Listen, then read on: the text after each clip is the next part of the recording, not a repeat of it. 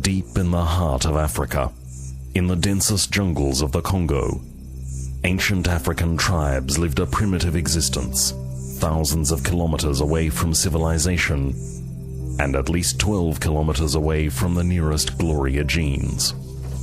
Every night they danced to tribal beats, fertility dances, hunting dances, and if they were really pissed, the nutbush. Every era moves to the beat of a different drum, and every week we turn to one man to tell us what those beats mean, and to explain how it is that Charlie Watts still manages to keep up a 4/4 beat, even though his own heart is much closer to a 0/0 beat. Ladies and gentlemen of the world, that man is Captain Blow, and this is the Blow Parade. Blow Parade, Blow Parade, it's a Blow Parade, Blow Parade. Ding dong dell and all is well, how the hell are you? Captain Blow, clocking on for duty for another week aboard this very fine vessel, the HMS Pop.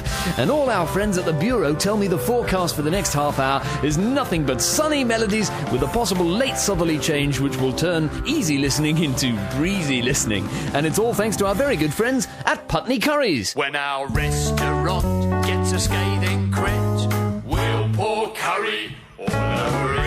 Now open at the Shitface Friendly Times of midnight to 4. And how's this for a stat to kick off the show with? The Blow Parade is now broadcasting to over 65 countries around the world, and this week was voted by readers of the taxi industry's trade magazine Flagfall as the radio show least objected to by passengers. And the raps don't get much bigger than that. Nose blows of the 90s. Yes, your favourite segment and mine, and it couldn't be more simple even if it tried. Basically, during the 1990s, I recorded a number of celebrities in the music industry blowing their nose into a microphone. Every now and then I like to share those rare nose blow recordings with you. And this week I've got a real treat for you, recorded on October 12, 1994. This, ladies and gentlemen, is Gloria Estefan. Nose blows of the 90s. 1-900 Blower is the number to call if you want to be part of the Captain's Wheel this week. It's your chance to help select which year from the classic age of pop we'll be dipping our tootsies into today. Now, we actually get a lot of emails asking just how many years are there in fact on the Captain's Wheel. Well, I can assure you that the wheel covers the full comprehensive gamut from 1960 all the way through to the modern contemporary era of 1985. But where will we land today? 1-900 Blower is the number to call, and who's on the Captain's Blower today? Hello! Yeah, hi, it's Wes. Wes, welcome aboard the good ship Blow. What do you do for a crust, Wes? Well, what are you talking about? I'm your producer. No, what do you really do for a crust, Wes? Sorry, yeah, no, yeah, I'm a plumber. A plumber for your sins. That must keep you pretty busy, eh, Wes? People always need a plumber, I imagine. Yeah, well, there's a lot of people who have, taps and pipes and, Right. Taps and, pipes and, those, washer things. Oh, the washers on the taps, yes. Yeah, that's them. There's been quite a big run on washers on taps and various other things that need a plumber to do his plumbing. Right, great. Well, you know how this works. Every spoke on the Captain's Wheel contains a different year from the classic age of pop. I'll give the wheel a spin, and all you have to do is yell out this week's stop song, which I believe this week is... I'm just looking for it on my sheet of paper. Don't Stop Me Now by Queen. Yes, that's it. I've got it here. I mean, yes, good suggestion. Well, excellent suggestion from Wes there. So, whichever year the wheel stops on when you say, "Don't stop me now," is the year we'll be prizing open today. So let's get into it, shall we? Let's spin that Captain's Wheel. Don't Stop Me Now. Beautifully played, Wes, and boy, I'm very excited about this one, because this week's classic year on the Blow Parade is none other than 1984! 1984 was not just a novel by the English writer George Orwell. It was also a calendar year in the 1980s. Similar attempts to adapt Animal Farm into a calendar year had been less successful, and a petition to turn the road to Wigan Pier into an entire decade sadly proved fruitless. More than anything, 1984 was the year of the hula hoop. But only for people who were 25 years behind the prevailing fashions. It was a tragic year in the world of music. Marvin Gaye was shot dead, Billy Joel wasn't, and Michael Jackson's hair caught on fire shooting a Pepsi commercial, after stunt coordinators failed to heed the warnings that Jackson's head contained flammable plastics. Such were the crazy times of 1984. Industry legends Paul McCartney and Stevie Wonder had a humongous hit in 1982 with their duet Ebony and Ivory, but not wanting to be left out, Michael Jackson announced 2 years later in 84 that he too wanted to record a duet with the former Beatle, and for Jackson, the song couldn't have been more apt. Ivory and ivory, two white brothers who both want homogeny. Michael's whiter than the Antarctic Sea. Oh, please bleach me. Springsteen had been America's political folk hero and champion of the underclass for many years, but it's another American folk hero who I've chosen as our 1984 feature artist. Because in my opinion, there's never been a singer-songwriter who's spoken to so many people and left such a lasting legacy as the legendary Egg Zagar. I think if Egg Zagar was a painter, he would have been Da Vinci. In this week's Blow Parade feature, we'll go behind the making of Zagar's seminal folk masterpiece, Whale Song, which is all the more extraordinary given he died just 2 days into the recording of it. Everyone was just devastated. And it's all thanks to Putney Curries. If you come across a bacteria bit, we'll pour curry all over it. From the creators of The Wire comes a new HBO drama that TV geeks and hipsters will be boring everyone with for years. Oh my god, I've just downloaded season 3. Have you seen it?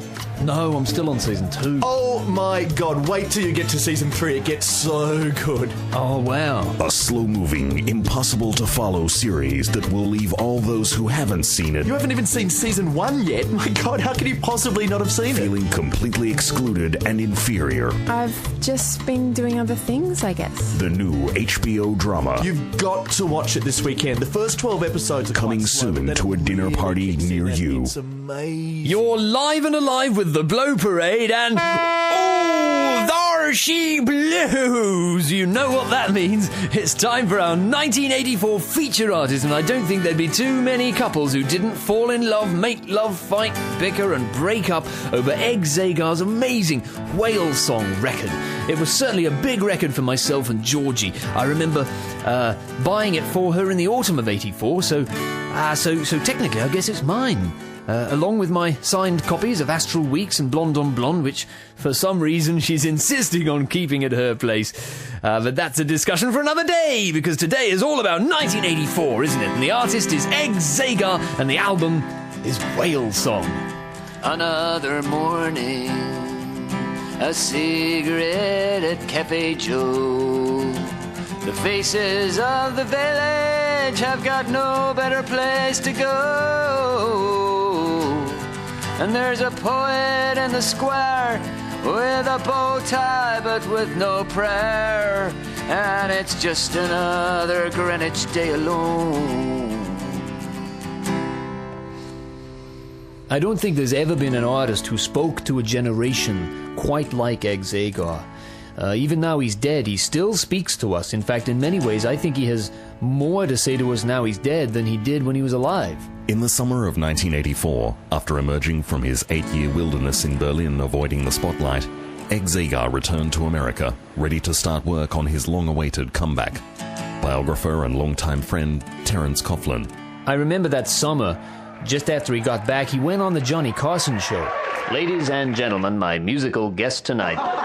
No, really, please, no, they don't get much bigger than this next guest. Please, I haven't done the funny part yet. Let me get to the punchline. Yep, making his long-awaited comeback to the limelight. Oh, this job's getting too easy. I could say genocide and you'd all laugh. Oh, screw you! Oh, ladies and gentlemen, Egg Zagar. And that was a big moment for Egg.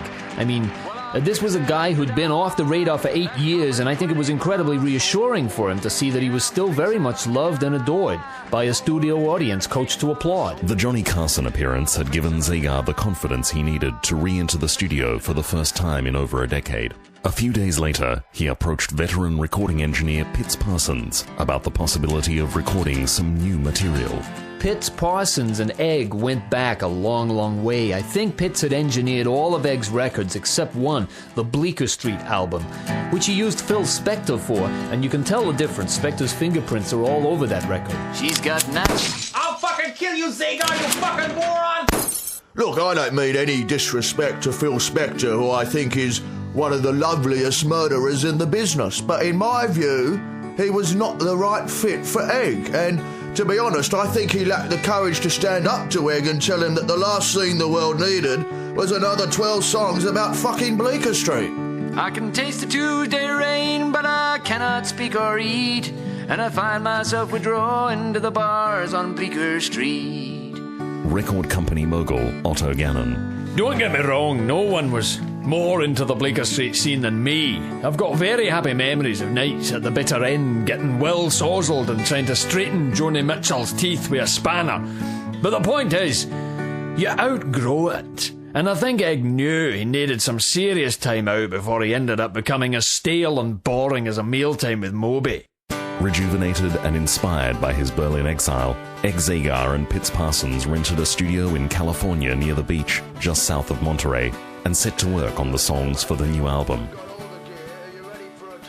I don't blame Pitts for taking Egg to that beach house. You know, he couldn't possibly have foreseen the tragedy that was to come. Just 2 days after arriving at the studio, Egg Zagar went down to the beach for a morning swim. Back in the house, Pitts Parsons became concerned when Egg still hadn't returned 4 hours later. So I walked down to the beach to look for him, and when I got there, I'd never seen anything quite like it. There was Egg, completely trapped underneath a beached whale.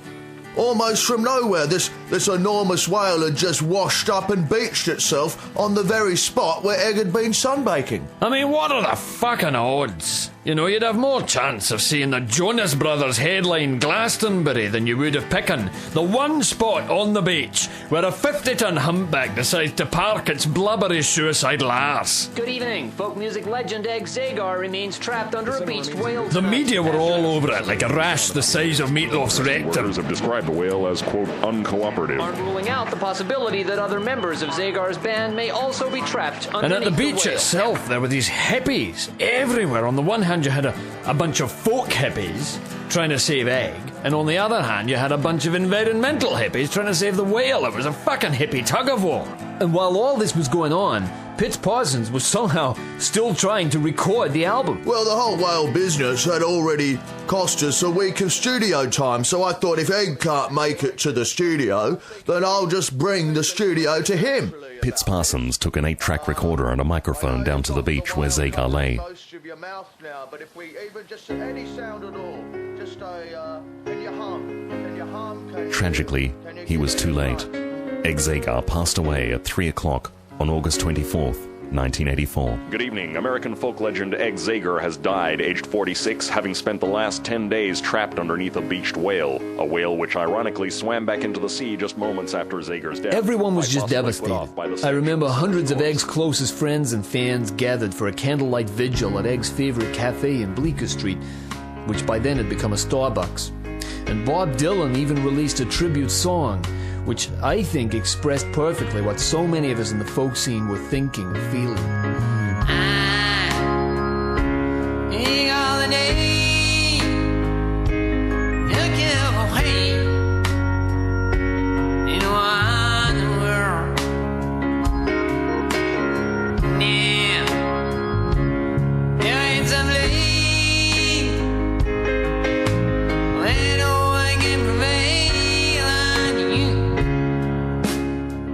I remember when I got the news, all I could remember thinking was, Fuck, we'd better rush out a Greatest Hits tribute compilation into the shops. With Egg Zagar now dead, record company mogul Otto Gannon faced the difficult challenge of completing a comeback record that had barely been commenced. A record contract is a record contract, and if you read paragraph 4b, it states very clearly that no matter how dead an artist might be, he's still contractually obliged to deliver me a record. Veteran engineer Pitts Parsons. Obviously, it presented a challenge, but Pitts Parsons has always been in the business of meeting challenges, and on the Parsons scale of difficulty, I'd say getting a deceased person to record 12 new tracks actually ranked lower than trying to convince Ryan Adams not to record 12 new tracks. But to fully appreciate the process of piecing the album together, it's useful to go back to the beginning of the Egg Zagar story. Egg Zagar was born Kenneth Silverman in New Jersey in 1938. It was a difficult birth, as his mother was in Hamburg at the time. At just 4 years of age, Zagar was given his first guitar in lieu of a toothbrush. His family were poor musicians. They had to make do with what they had. So for the first 10 years of his life, Egg had to brush his teeth with a guitar. And not just that, he had to butter his bread with a guitar, mow the lawn with a guitar. He did it tough. Angered by what he saw as America's growing divide between toothbrush owners and non-toothbrush owners, Zagar began penning protest songs, and soon found himself at the center of the folk revival in the early 60s. Pitchfork music writer Armando Hirsch. Well, to me, what's fascinating about the folk revival, especially in America, was just how angry and visceral it was compared to similar movements at the time, such as the opera revival, the whistling revival, even the yodeling revival, which granted had momentary flashes of anger, but was mostly just people yodeling about goats. Now, if we compare that to a contemporary artist like, say, Grizzly Bear or Atlas Sound, or even an act like Animal Collective, then we... Oh, come on! Oh... Hey, look, that was my first Animal Collective. In 1963, at the height of the US civil rights movement, Zagar wrote a song that would quickly become a rallying anthem for the underprivileged and the oppressed. We shall all prevail. We shall all prevail.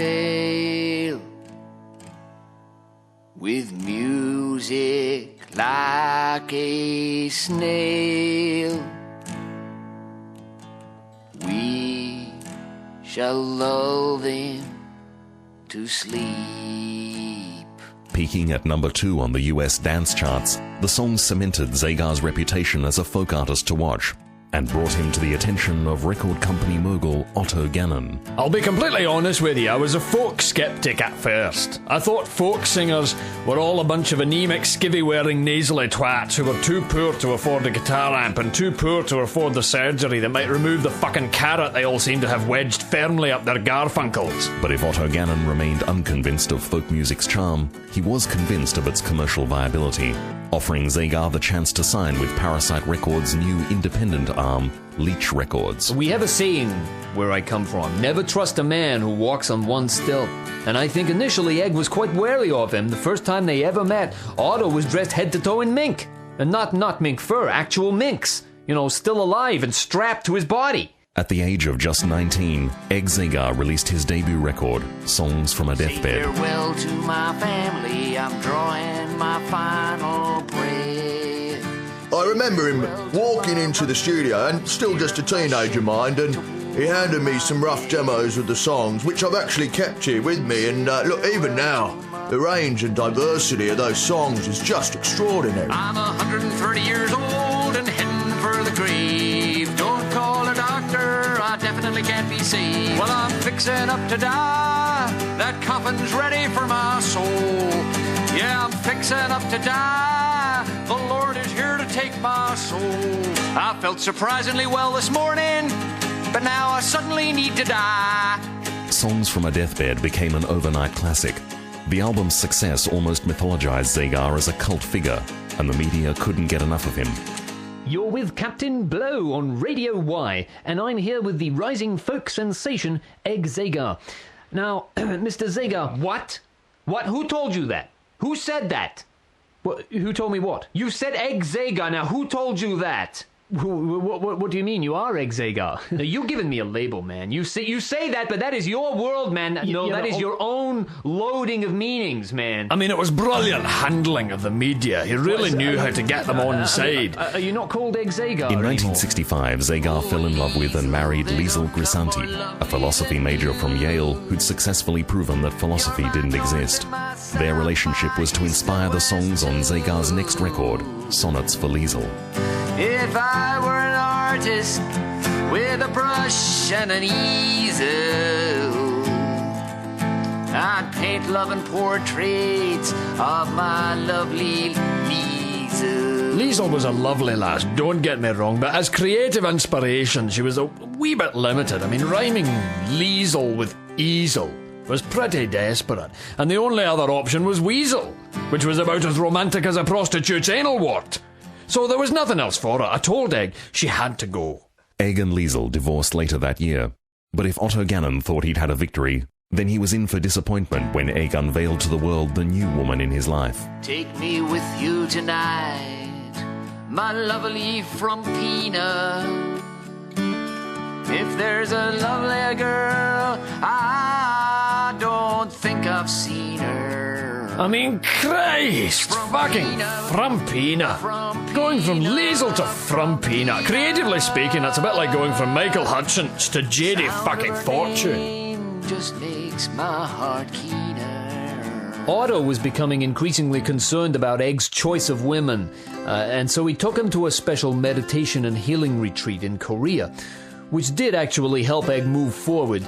But unfortunately, he fell in love with his meditation teacher. Her name is as sweet as a rare, fragrant fruit.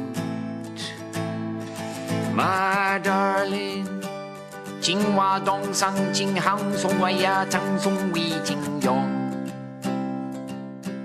Zagar and Chin Hua Dong Sung Chong Ji Yong moved to Berlin, where they retired from the music scene and the spotlight for 8 years. Pitchfork music writer Armando Hirsch. I think the Berlin scene had a very visceral effect on Zagar. I mean, it was such an exciting, visceral place to be at that time, and I think it's almost impossible to imagine the Whale Song record sounding as visceral as it did had Zagar not had that incredibly visceral 8-year exile in Berlin beforehand. Visceral? Veteran sound engineer Pitts Parsons. So when it came to piecing Whale Song together, it was important to me first and foremost to keep the record as true as we possibly could to Egg's vision, and to make the most of what we already had on tape, which unfortunately wasn't much. Egg hadn't put down a single note before he died, but he and Pitts had done some basic sound checks, which, just by chance captured a brief snatch of audio. Egg, kettle's boiled. How do you have your coffee? Milk, sugar? Don't use artificial sweetener. I'm a phenylketonuria. Righto. Don't use artificial sweetener. I'm a phenylketonuria. That was all I had of Egg on tape from the whole sessions, and it's very much to the credit of Pitts Parsons that from that one phrase, he was able to build a whole album. Don't use artificial sweetener. I'm a phenylketonuria. Well, I don't recall where we did meet. Might have been Uzbekistan, might have been Zurich. She held my gaze, her face so sweet, and she said, "Hey man, I'm a phenylketonuria." We brought in guest vocalists to help build the songs, and it was an absolute who's who of the music industry begging to be on the record. Everyone from Cyndi Lauper to Bob Geldof were all happy to do it for free. And I said, fuck that for a joke, I'd rather pay for someone who can sing. Whale Song went straight to the top of the charts in the UK and the US, and remains the highest selling record ever released by an artist who was deceased at the time of recording. Personally, I think it's the best record that he ever made. I mean, for me, it's my favourite vocal performance of his because I think it's his most effortless, and I think what he's really telling us on this record is don't use artificial sweetener. I'm a phenylketonuria, which is obviously a sentiment we can all relate to. I've travelled and I've rambled all around this wide, wide world. Everywhere I go, I have a favourite dish. fennel. And in another land, my favourite meal is fish. I think if Egg Zagar was a painter, he would have been Da Vinci. If he was a poet, he would have been Wordsworth. If he was a musician, he would have been Stravinsky. No, hang on, that doesn't work. He was a musician. If Egg Zagar was a musician, he would have been Egg Zagar. The Blow Parade with Captain Blow. It's an extraordinary story, isn't it? To think that such a life-affirming album could rise from such a terrible tragedy. And of course, the real tragedy for me was that I never got the chance to record Egg Zagar blowing his nose. But I did get the next best thing, and I've saved it till last as a special treat exclusive to yours truly, dear listener. This is a rare recording of one of Egg Zagar's roadies blowing his nose. Magic stuff, and sadly on that blow, I'm going to have to say ta-ta, but a big thanks to Molly Neves for her production skills and her smile, and until we next sail the high seas of pop, I'm Captain Blow, and I'll catch you next time on this, my Blow Parade! Blow Parade! Blow Parade! It's a Blow Parade! Blow Parade! Captain Blow would like to thank Chris Taylor, Andrew Hansen and Craig Shufton for making the Blow Parade possible. Podcasts are available at triplej.net.au.